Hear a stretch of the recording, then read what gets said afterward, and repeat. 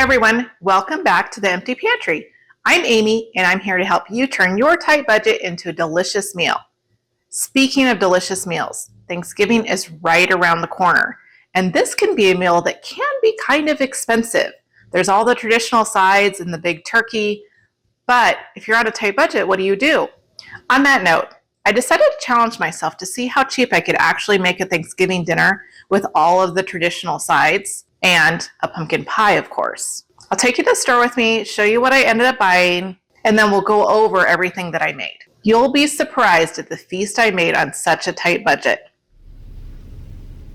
We're at the store today, and our challenge today is to get the ingredients for a Thanksgiving dinner, traditional ingredients for a family of 6, and I'm going to try to get it under $40. So we will see how we do. I feel pretty good that we'll be able to hit that number pretty comfortably and get all the traditional ingredients, but we won't know until we get in there. So let's get shopping.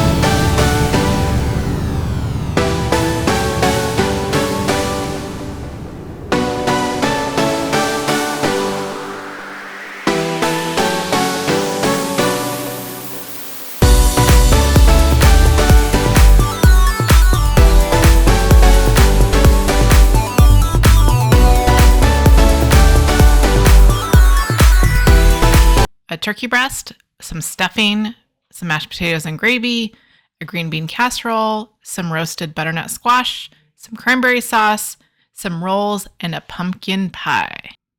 And we're going to start with the dessert. So we're going to get that pumpkin pie baked and having time to set. So we're going to bake that first according to the box directions, and then we're going to set it aside while we prepare the rest of the meal. Next up, we are going to make some butter to put under the skin of the turkey breast. This is going to add extra flavor and some fat. So starting with 4 tablespoons of butter, and it is softened. I added some salt, a couple of pinches, that's probably half a teaspoon-ish. Then I'm going to add some thyme, and you'll see I just shake it on until it's a good coating. I'm not measuring. If you measured it, maybe that was half a teaspoon, quarter of a teaspoon of thyme, followed by some rosemary. The same thing with the rosemary. I'm just giving it a really good sprinkle over the butter. I want that butter to turn out to be really herby before I put it under the skin. So don't be shy when you're adding your seasonings. The next thing I'm going to add is some sage. I'm going to add about half a teaspoon of sage. I'm just going to give it a good coating into that bowl. Now that all the herbs are in there, I'm just going to smear the butter around in the herbs. And the idea is just this is really herby butter. It's going to be kind of green from all the herbs in there. So you want it really well mixed in because it's going to go under the skin like this. So this is your opportunity to get a nice even distribution throughout that butter. It doesn't seem like a lot, but it's plenty to go under that skin. So once it's all mixed up, we're going to start preparing our turkey. So I have a baking dish. I like to use the cooking bags. They're just less work. You don't have to baste as much. So the cooking bag, it calls for like a tablespoon or 2 of flour. Prepare the bag, and then I'm just going to open that up and set it inside of my baking dish before I put my turkey breast in there. Now I have defrosted this turkey breast. It is not frozen. It would be really hard to get under the skin if it was frozen. So defrosted turkey breast, and I'm just going to put my hands under there and lift up that skin so that I can get the butter underneath there. And we're going to use all this butter underneath the skin, so half of it goes on one side, half goes in the other. We're just going to put it under the skin and then just use your hands to kind of massage it around. You want to get the butter as even as possible underneath the skin and use it all up in this step. Once we have all the butter in there, we're just going to flip it over and then we're going to drizzle it with some oil. This is just going to help get a nice crust on it. So put some oil on there. I used olive oil, and then I'm just going to brush that around to try to get it kind of nice and even and a nice coating on top of the skin before we get it closed up. We're just going to tuck that end down, and then don't forget to cut a couple little slits in there so that it doesn't explode in your oven. Just a couple little slits. Don't go crazy with this because you do want it to retain hot air in the bag.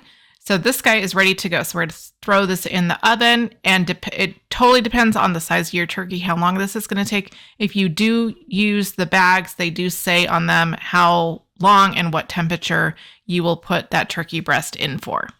Now that the turkey's in the oven, we're going to start working on the squash. This is not my favorite vegetable to prepare. I do like the canned yams, but they were more expensive than doing a fresh butternut squash. So you start by peeling it, and then we're just going to chop it into about 1-inch chunks. You want them to be fairly similar in size because we're going to roast them when we want them to roast about the same time. Now, if this is something you haven't prepared before, they do have a little bit of seeds in them. You'd want to scoop those out. We don't want to cook those. Just discard them. You just want the meat of the squash, and it is quite hard. It's not a soft vegetable. So get those chopped up until they're nice and even. Then place them in a large bowl, a bowl large enough that you can toss these around. We're going to add some olive oil and then just some salt and some pepper to get them nice and evenly coated. And then we'll spread them out on a foil-lined baking sheet. The foil just makes cleanup easier. If you don't have foil, it's not a big deal. It just makes things a lot faster, especially after a large meal. So those are going to go in the oven with our turkey, and they're going to take quite a long while, about an hour-ish.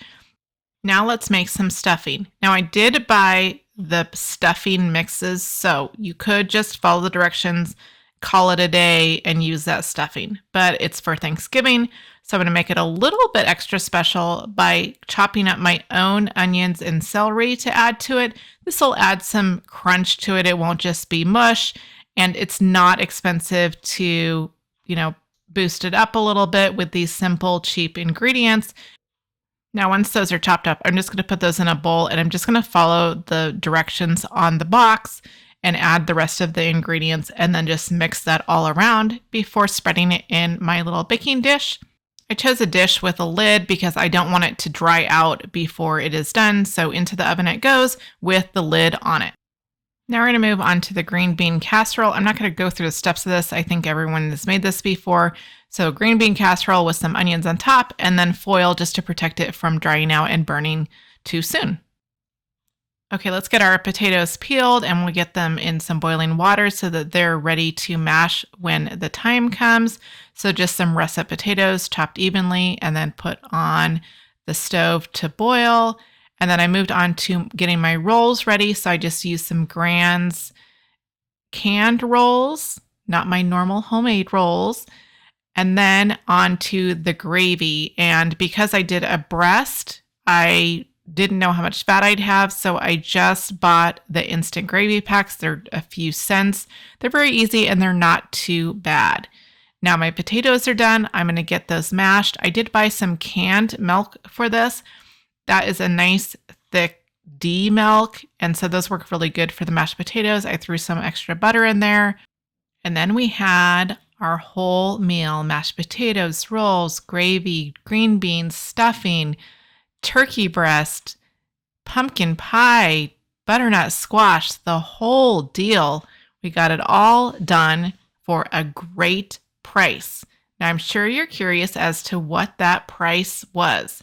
So with all of these ingredients to make all of this, and this was enough for 6+. We definitely had some leftovers, and so it would be actually more than 6 people for the total of $36.22.